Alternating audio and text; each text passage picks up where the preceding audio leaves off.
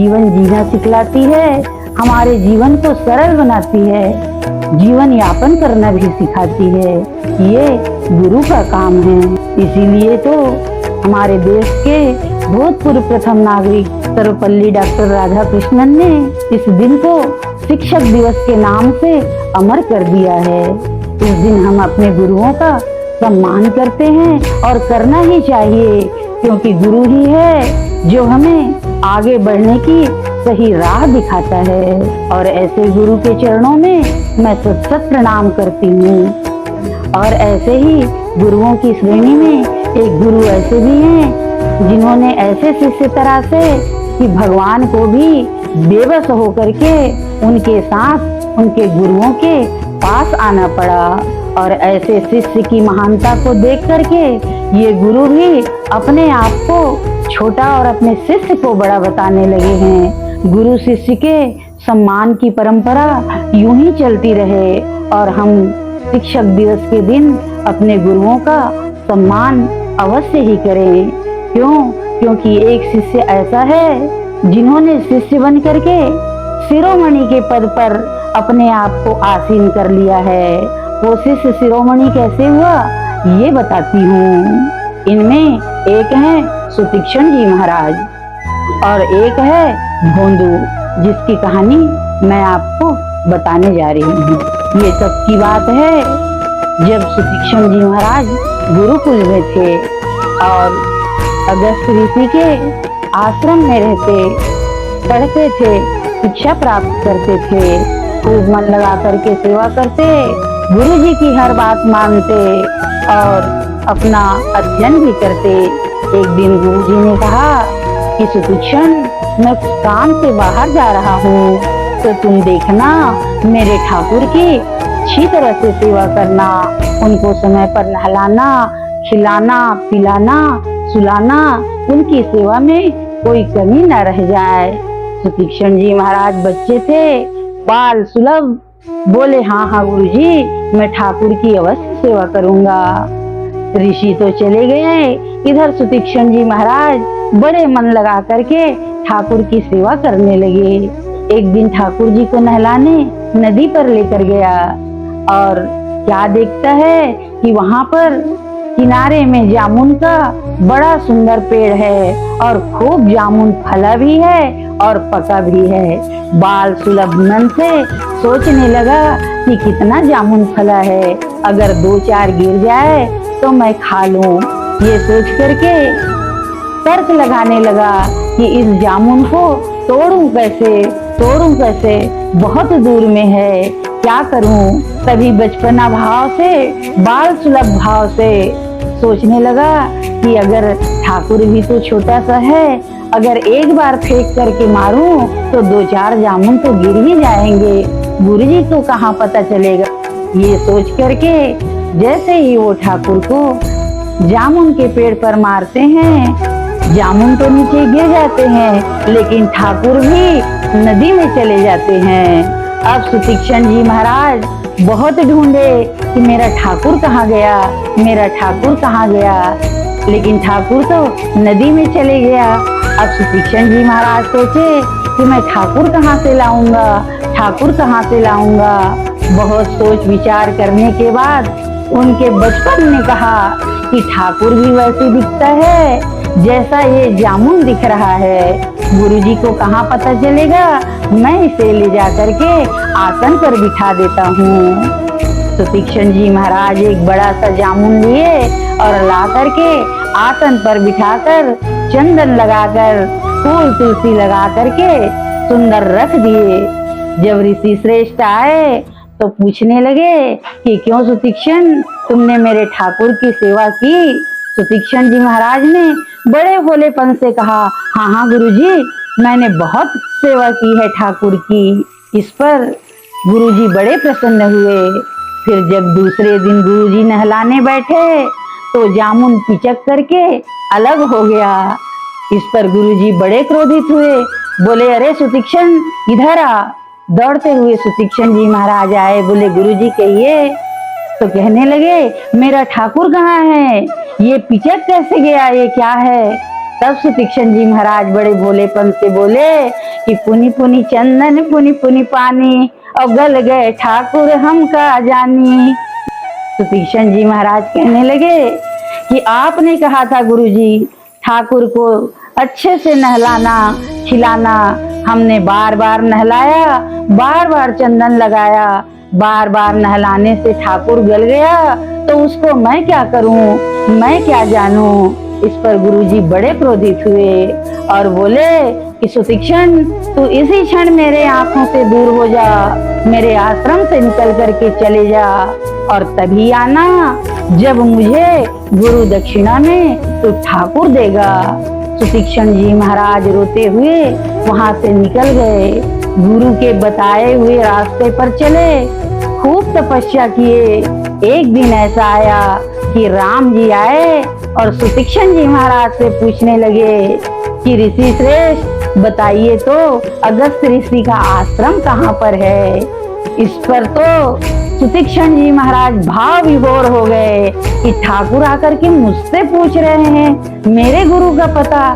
दौड़ करके आते हैं, आकर के कहते हैं कि गुरुजी आइए आइए ठाकुर आए हैं। ऋषि श्रेष्ठ समझे कि ठाकुर मिल गया होगा इसलिए सुतीक्षण आया है, लेकिन जब देखे कि ठाकुर तो साक्षात खड़े हैं और सुतीक्षण जी लेकर के आए हैं, तो ऋषि श्रेष्ठ की प्रसन्नता का कोई ठिकाना नहीं रहा और सुतीक्षण जी से कहने लगे कि सुतीक्षण तू मेरा शिष्य बन करके मुझे धन्य कर दिया, तेरे समान और कोई शिष्य नहीं है। इस पर सुतीक्षण जी महाराज बड़े भोलेपन से कहते हैं कि गुरु गोविंदो खड़े और काके लागू पाए, बलिहारी गुरु आपकी गोविंदियो बताए, गोविंदियो बताए। सुतीक्षण जी महाराज कहते हैं कि गुरुजी मैं कहाँ धन्य, मैं कहाँ बड़ा, आप बड़े हैं, आप वो हैं जो ठाकुर से भी बड़े हैं, क्योंकि ठाकुर से मिलाने का रास्ता आपने बताया है। आपके बताए हुए रास्ते पर चल करके आज मैंने ठाकुर को पाया है, तो सबसे बड़े आप हैं। मैं बलिहारी जाता हूँ आपकी, जिन्होंने मुझे ठाकुर से मिलवाया है। तो गुरुजी आप ही सब कुछ हैं, आप बड़े हैं। यही शिक्षक दिवस है और यही दिन हमें गुरु की याद दिलाता है और अच्छी बातें सिखाता है। इसी क्रम में एक कथा और सुना रही हूँ, एक सीधे साधे लड़के भोंदू और उनके गुरुजी का। जो भोंदू है वो गुरुकुल में रहता था, गुरुजी की बात मानता, गुरु का काम करता था, ग्वाला था, इसलिए छोटे मोटे सब काम करता, गाय चराने जाता, गायों की सफाई करता और गुरुजी के लिए फूल लाता, गुरुजी के पूजा करने के लिए सब सामग्री इकट्ठा करता। एक दिन जब सभी शिष्य बैठे थे तब गुरुजी कृष्ण जी के बारे में बताए कि देखो कृष्ण जो है, हमारा कन्हैया जो है वो बंसी बजाता है, पीताम्बरी पहनता है और रोज वृंदावन में गाय चराता है। ये बात भोंदू बड़े मन से सुन रहा था और मन में सोचने लगा कि मैं भी तो गाय चराने जाता हूँ, मुझे तो एक भी दिन कन्हैया नहीं दिखते, क्या मैं अगर अपने गुरुजी की बात मानूं तो मुझे कन्हैया दिख जाएंगे। ऐसा दिन रात सोचने लगा। जब एक दिन भोंदू गाय चराने गया तो मन में सोच रहा था कि आज तो कन्हैया जरूर आएंगे। ऐसा सोचते सोचते मन में मग्न हो गया भोंदू। उसी समय भगवान कृष्ण जो है बंसी बजाते गौआ चराते हुए आते हैं और आकर के कहते हैं कि भोंदू बड़ी भूख लगी है, आज इधर गाय चराने आ गया हूँ, क्या तू कुछ खाने के लिए लाया है। इस पर भोंदू बड़ा प्रसन्न हो जाता है और कहता है कि हाँ हाँ मैं तो रोटी लेकर के आया हूँ। फिर जैसे ही वो रोटी कान्हा जी को देते हैं तो कान्हा जी पूरी रोटी खा जाते हैं और कहते हैं कि भोंदू बड़ा स्वाद है, बड़ा अच्छा लगा, तू कल फिर मेरे लिए रोटी ले। भोंदू बड़ा प्रसन्न हो जाता है और प्रसन्न होकर के गाय चराने आता है। बंसी बजाते हुए अपने गायों को चराते रहता है। उसी समय कान्हा जी भी आते हैं और आकर के कहते हैं कि भोंदू रोटी लाया है। इस पर भोंदू कहता है कि हाँ हाँ जरूर लाया हूँ। और जब भगवान रोटी खाने लगते हैं तब भोंदू कहने लगा कि कान्हा जी आज आपको मेरे गुरु के पास चलना पड़ेगा। तब कन्हैया कहने लगे कि नहीं नहीं भोंदू, मैं ऐसे किसी के पास नहीं जाता, सबको दिखाई नहीं देता।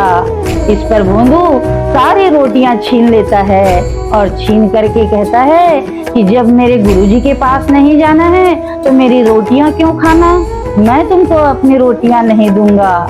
इस पर कान्हा जी कहते हैं कि बड़ी भूख लगी है भोंदू, खाने के लिए दे दे, आज मैं कुछ नहीं खाया हूँ। तब भोंदू कहता है कि ठीक है तुम रोटी खा लो, लेकिन तुम्हें चलना ही पड़ेगा। ये कह करके रोटी दे देता है और जब कान्हा जी रोटी खा लेते हैं तो उन्हें अपनी पीठ पर बांध करके भोंदू बोले अब कहीं भागना नहीं, मैं अपने गुरुजी के पास जरूर लेकर के जाऊंगा। अपनी पीठ पर लाद करके गुरुकुल में आते हैं। आकर के गुरुजी से कहते हैं कि गुरुजी मैं आपके ठाकुर को ले आया हूँ, आपके कन्हैया को ले आया हूँ। जब गुरुजी देखते हैं कि कान्हा जी भोंदू के पीठ पर चढ़े हुए आ रहे हैं तो दौड़ कर प्रणाम करते हैं प्रभु को और प्रणाम करके कहते हैं कि भोंदू तू मेरा सच्चा शिष्य है, तुमने मुझे अपने कन्हैया के दर्शन करा दिया। मैं तो सिर्फ तुम्हें पाठ पढ़ाता था लेकिन तू महान बन गया, तू मेरा महान शिष्य है। इस पर भोंदू कहता है कि गुरु गोविंदो खड़े काके लागू पाए, बलिहारी गुरु आपकी गोविंदियो बताए, गोविंदियो बताए। क्या कह रहे हैं गुरुदेव, ये आपका बड़प्पन है कि आपने मुझे शिक्षा दिया और इस लायक बनाया कि मुझे कान्हा जी मिल गए, मुझे कन्हैया मिल गए। नहीं तो मैं गाय चराने वाला कहाँ मूर्ख वाला हूँ, मुझे भला कन्हैया कहाँ मिलते। ये आपकी कृपा है जो मुझे भगवान मिल गए हैं।